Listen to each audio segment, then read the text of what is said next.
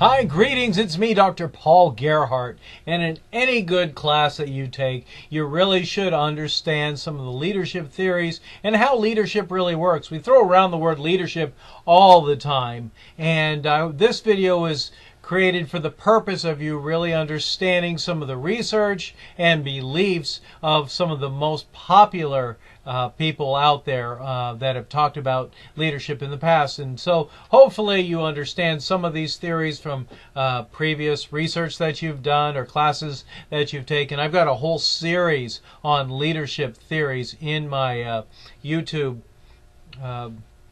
page. So hopefully by the time you're done watching this video, you have a better understanding about power. We're going to talk about how leaders develop a vision, the difference between leading and managing, sources of power, traditional approaches, some contemporary approaches, and then opportunities to be the best leader that you possibly can. So let's start out with one of my favorite models from Kouzes and Posner on key leadership behaviors. And what Kouzes and Posner suggest that there are really essentially 5 best things that leaders do. And one of those is challenging the process, inspiring a shared vision, enable others to act, model the way, and encourage the heart. So when organizations need people at all levels, leaders throughout the organization really must understand what good leadership is and be able to create and implement a strategic vision. And so organizations place people in formal leadership roles so that they'll help achieve the organization's goals, whatever type of organization that is. So 2 perspectives, what people want and what organizations need, are neatly combined in a set of 5 key behaviors identified by James Kouzes and Barry Posner.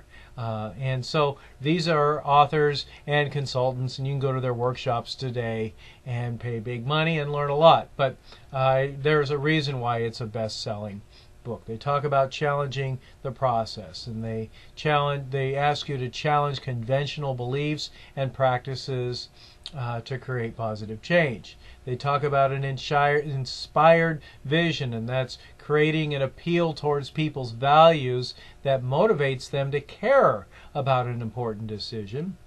They share information about enabling others to act, and they give people access to information and give them the power to inform their potential, their full potential. And then modeling the way, that's number 4. They don't just tell people what to do. Leaders are the ones that give examples of the ideals that they believe in. And finally, 5, encouraging the heart. This is about leaders showing genuine appreciation, providing rewards, and using various approaches to motivate people in positive ways. So vision is a mental image of a possible, desirable future state of the organization. It expresses the leader's ambitions for the organization. The best visions are both ideal and unique. If a vision conveys an ideal, it communicates a standard of excellence and a clear choice of positive values. If the vision is also unique, it communicates and inspires pride in being different from other organizations. The choice of language is important. The word should express realism and optimism and action orientation, and give resolution and confidence that the vision will be attained. Visions can be small or large and can exist throughout all organizational levels. And some important points are that a vision is necessary for effective leadership. A person or team can develop a vision for any job, work unit, or organization, and many people, including managers, who do not develop into strong leaders, they fail to develop a clear vision. Instead, they focus on performing or surviving on a day-to-day basis. So, in a nutshell, if you want to be an effective leader, you truly must have a clear vision. So take time and really think about what your ideal future looks like in every vast detail, and involve other people in creating that ideal vision. Then hold it in your mind, obviously, and then that's when you can start putting the systems in place. Leading and managing truly are words that are used synonymously. Managers must deal with the ongoing day-to-day complexities of the organization, but a true leader includes effectively orchestrating important changes. So some people dislike the idea of distinguishing between management and leadership, maintaining that it is artificial or derogatory towards managers and the management processes that make organizations run. It probably is a more useful distinction between a supervisory and a strategic leadership position. So supervisory leadership includes behaviors that provide guidance, support, corrective feedback for day-to-day activities. And then strategic leaders give purpose and meaning to organizations by anticipating and envisioning a viable future for the organization and working with others to initiate change that will create that future. So there's essentially the difference between a leader and a manager. And I maintain that if you are a manager, you really must help lead people to the accomplishment of those organizational goals. So you can't really be a leader without power, and how you get power is kind of an interesting study. In 1950s, Raven and French were the ones who helped be able to assess that there are essentially 5 different sources of power. And those sources of power include legitimate, reward, expert, referent, and coercive. And so with legitimate power, that means you legitimately have power. For instance, if you are a manager, you have the ability to tell other people what to do. Reward power, it includes praise or giving people something of value. That helps people continue to take action in the future. I like thinking of giving a tip to a waiter or waitress. Expert power, this is about the education that you get, where you become good and you have a skill that makes a positive difference. And then referent power is your connection power.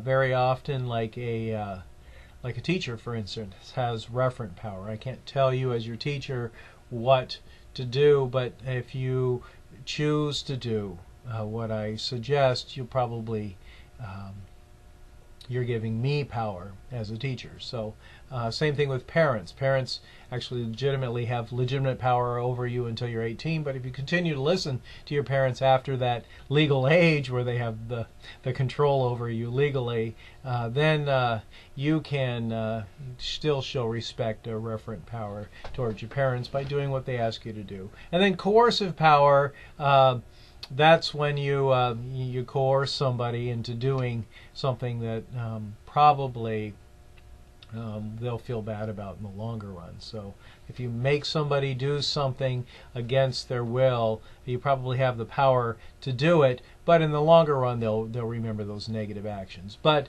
coercive power has its place too. Say you have an employee that is drinking on the job, and that's not allowed in your workplace, like most workplaces, because people could get hurt. Anyway, that you telling them to stop or they're fired is an example of coercive power, but you get immediate results using coercive power. So literature suggests that use coercive power sparingly. Some traditional approaches to understanding leadership include the trait approach, behavioral approach, and situational approach, and I'll talk about those now. Trait approach is really the oldest leadership perspective out there. There's been a lot of leadership studies done throughout the years, and it really is about determining personal traits or characteristics that great leaders share. There's in all the studies, there really are no set of best traits that work in every situation. But if you take a theoretical approach, you recognize that the trait approach assumes that leadership personality exists and that leaders are born and not made. Well, what we know now is that leaders can be groomed, and so you're not just born a leader. In 1904 to 1948, researchers conducted more than 100 leadership trait studies. And at the end of that period, managers, scholars concluded that no particular set of traits is necessary for a person to become a successful leader. Enthusiasm for a trait approach diminished, but some research still continues to this very day. By the 1970s, a balanced view emerged. Although no traits ensure leadership success, certain characteristics are potentially useful. Current perspective is that some personality characteristics, many of which a person need not to be born, but they can acquire if they strive to do so, to be distinguished as effective leaders from other people. So you too can be an effective leader by recognizing that it's all about what you choose to do and having the proper education and then applying So some useful traits of leaders or characteristics include drive, leadership motivation, integrity, self-confidence, knowledge of the business, supervisory skill, for instance. So these are just a few examples of some useful leadership characteristics.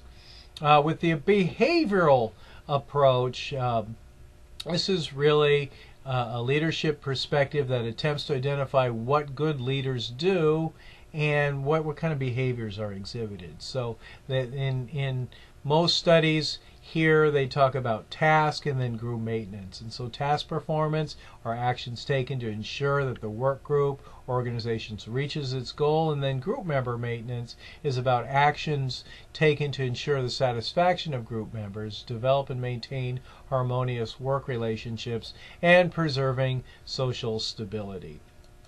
One of my favorite theories is the leader-member exchange, and in the leader or LMX theory. And then so the leader membership exchange theory highlights the importance of leader behaviors, not just toward the group as a whole, but toward individuals on a personal basis. The focus in the original formulation, which has been expanded, is primarily on the leader behaviors historically considered group maintenance. According to LMX theory, it's supported by research evidence and maintenance that behaviors such as trust, open communication, mutual respect, mutual obligation, mutual loyalty in the form of cornerstone relationships that are satisfying and perhaps more productive. What does that mean in non-academic speak? Well, you have and out groups, and if people perceive themselves to be in the in group, they're probably going to be more effective. There's going to be higher levels of trust, and leaders are going to use these people in their organization to help accomplish organizational goals. Well, what does that mean? You'll have out group people. So if people are marginalized, people probably will do what's asked of them, but they won't go above and beyond, and they may be sabotaging their jobs because they don't feel like they can grow with the organization, or maybe even respected with the organization. So it really is important for leaders to recognize how they make an impact on other individuals. All right, so let's talk about participation in decision making. Essentially, you have three different choices as a leader: autocratic, democratic, and laissez-faire. These are some basic terms that we use when we talk about leadership styles. So autocratic leadership is a form of leadership in which the leader makes the decision on his or her own, then announces those decisions to the group. Democratic leadership is a more inclusive leadership style, and so the leader will solicit input from subordinates, and then he or she still gets to make the decision, but they're involving others and asking for information, opinions, preferences, and they help, they're in the decision-making process. Maybe they even use a majority vote or a consensus to help make decisions. And then there's the term laissez-faire, in which a leader essentially makes no decisions, this leads to negative attitudes, lower performance, and there are some dramatic results that show that the beliefs of managers affect their approach. So democratic styles, appealing though they may seem, are not always the most appropriate. when speed is of essence, democratic decision making may be too slow, or people may want decisiveness from the leader, whether decisions should be made autocratically or democratically. That really depends on the characteristics of the leader, the followers, and the situation. And the performance, maintenance, and dimensions of leadership are independent of each other. In other words, a leader can behave in ways to emphasize one, both, or neither of any of these dimensions. And some research indicates that ideal combination is to engage with both types of leader, autocratic and democratic. And I might point out sometimes there is a place for laissez-faire leadership. It's a hands-off approach to leaders, and if you have highly educated people who are very competent at what they do, it really doesn't make sense to tell them what to do as an autocratic leader. And you should just empower them to make good decisions from as far as I'm concerned. So another model is the leadership grid. And in early studies, this really looked at being task-oriented being versus group-oriented behaviors in the leadership.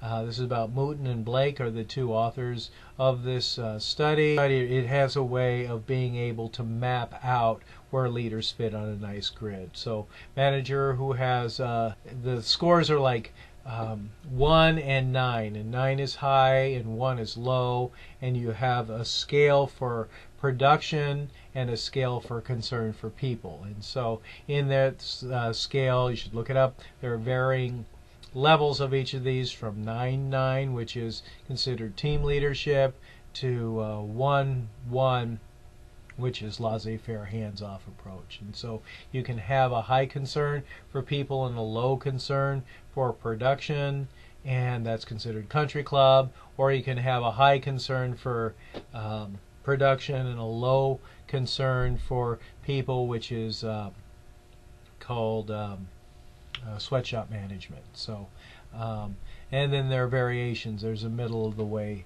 manager, and so a lot of different ways of looking at leadership on a different scale. And essentially this theory states that you hire the leader, your leadership style stays the same, and you hire the leader with that style to manage the right people. And if you use the wrong style, it can negatively affect people. So if you're running a country club, for instance, it doesn't make sense to treat people like they are they're machines and you want more. I like to use the example of if you're a chief administrator of a hospital and you use the sweatshop approach to leaders.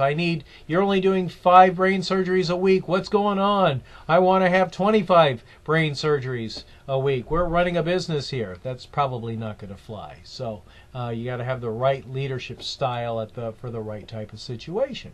And so which brings up the question, what is the best way to lead? And it really does depend on the situation. And so we use what we call contingency theories.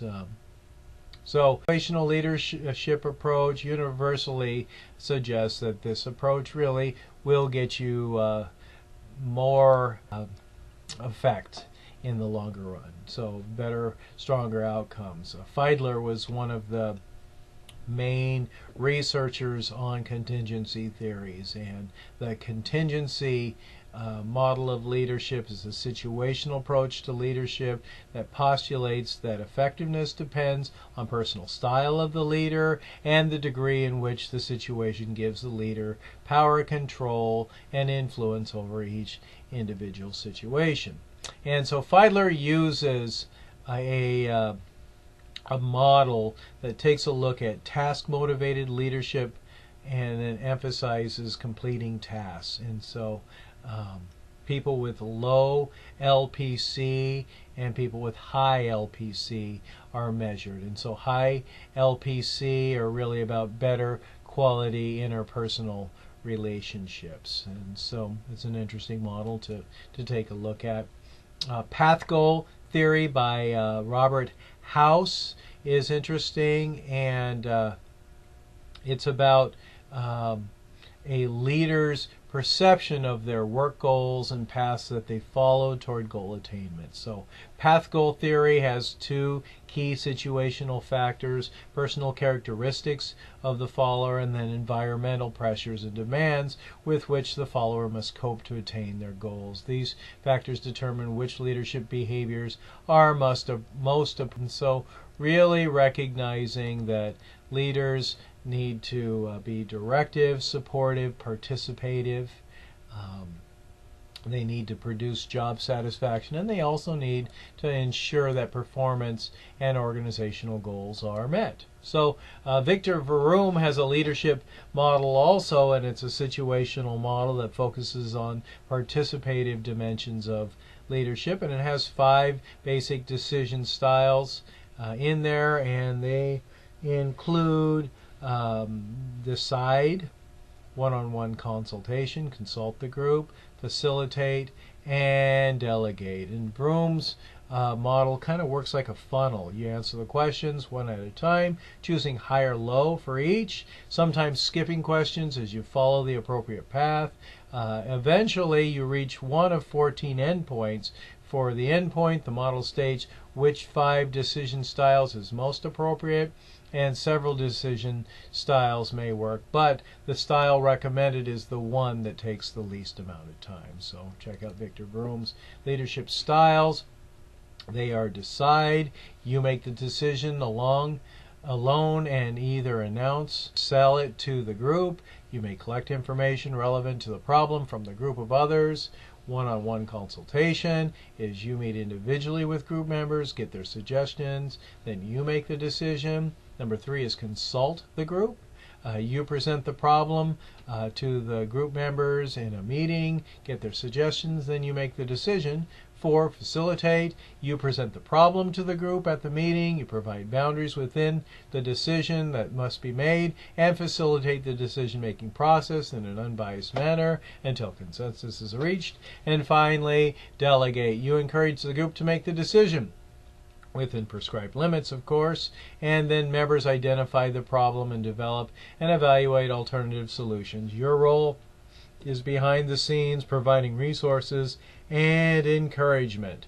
My favorite leadership model is Hershey and Blanchard's situational leadership model, and this is a life cycle theory. And in this, they postulate that a manager should consider an employee's psychological and job maturity before deciding whether task, performance, or maintenance behaviors are important. So it really is important to recognize how long the employee is doing this, what kind of expertise that they have, how long they've been doing the task within the organization, and how they're doing. So are you going to coach somebody? Are you going to leave them hands off? Are you going to empower them to make good decisions?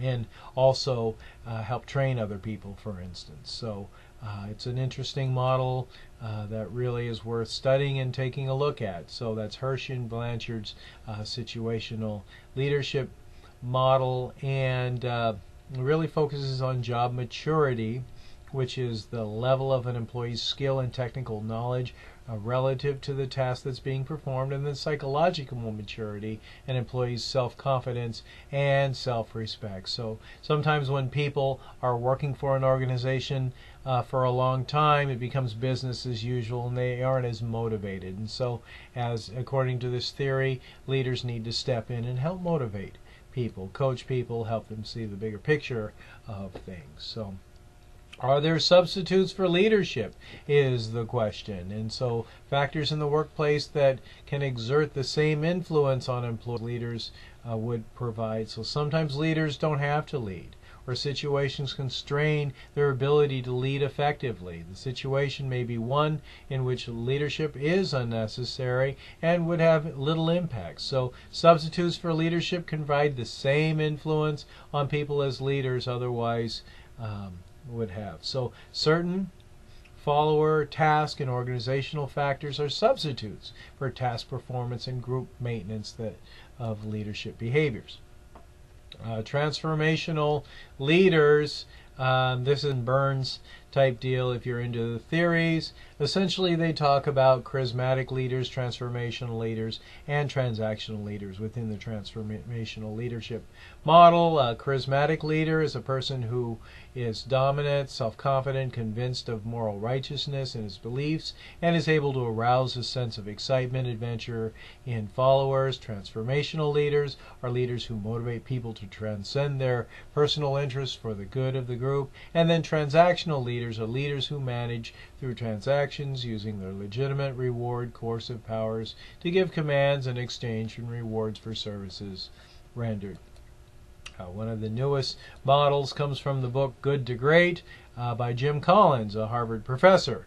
And in level 5 leadership, it really is considered by some to be the ultimate leadership style. So level 5 leadership is a combination of strong professional will or determination and personal humility that builds enduring greatness. So thus, a level 5 leader is relentlessly focused on the organization's long-term success while behaving with modesty, directing attention toward the organization rather than him or herself. So that's level 5 leadership, Jim Collins. Authentic leadership adds a dimension to this. And in this authentic leadership model, it really is rooted in the group philosophy, to thine own self be true. And it is what it is. In your own leadership, you should strive for authenticity in the form of honesty, genuineness, reliability, integrity, and trustworthiness. Authentic transformational leaders care about public interests, community, organizational, or group, and it's not just on their own. A pseudo-transformational leader really is the opposite. They talk a good game, they ignore followers' real needs as their own self-interest, power, prestige, control, wealth, fame, all these things take precedence. George is the author of the Authentic Leadership Model, in case you care about that. So, servant leadership in the 1970s was a term coined by Robert Greenleaf, and he was a retired AT&T executive. And the term is somewhat paradoxical in the sense that a leader and a servant are generally seen as opposites. But the servant leader's relationship with employees is more like that of serving customers for their humble and accepting individuals who want both to lead and to serve. Servant leadership is a way of relating to others to serve their needs and enhance their personal growth while strengthening the organization. A number of other traditional roles provide leadership opportunities. Bridge leaders are those who leave their cultures for a significant period of time. They live, they go to school, they travel, work to other cultures. Then they return home, become leaders, and through their expanded repertoire, they serve as bridges between conflicting value systems within their own cultures and between their culture and other cultures. So shared leadership and lateral leadership are something else to consider in leaders. So shared leadership is rotating leadership, in which people rotate through leadership roles based on which the person has the most relevant skills at a particular time. And then lateral leadership is a style in which colleagues at the same hierarchical level are invited to collaborate and facilitate joint problem solving. Leaders need courage. They see things as they are and face them head on, making no excuses and harboring no wishful illusions. They say what needs to be said to those who need to hear it, and they persist despite resistance, criticism, abuse, and setbacks. Is this you? There truly is a challenge for great leaders. Truly can make a positive or difference. It's about really identifying traits or characteristics that each leader possesses and making sure that that leader has what it takes in order to move people to make the necessary changes. So some things that we've talked about in here is we've talked about leadership vision. We've talked about the differences between leading and manages, sources of power, including legitimate, reward, coercive, referent, and expert. 3 traditional approaches were discussed: trait, behavioral, and situational. Some more contemporary approaches were charismatic, transformational, level 5 leadership, authentic leadership, pseudo transformational leadership, and then we talked about some basic opportunities for leaders in organizations. And that, ladies and gentlemen, is leadership in a nutshell and in 30 minutes. Thanks so much for watching this video. Hope that you've taken something away from it of value, and I hope that you have a great day, because only you get to choose how you feel about it. I'm Dr. Paul Gerhardt.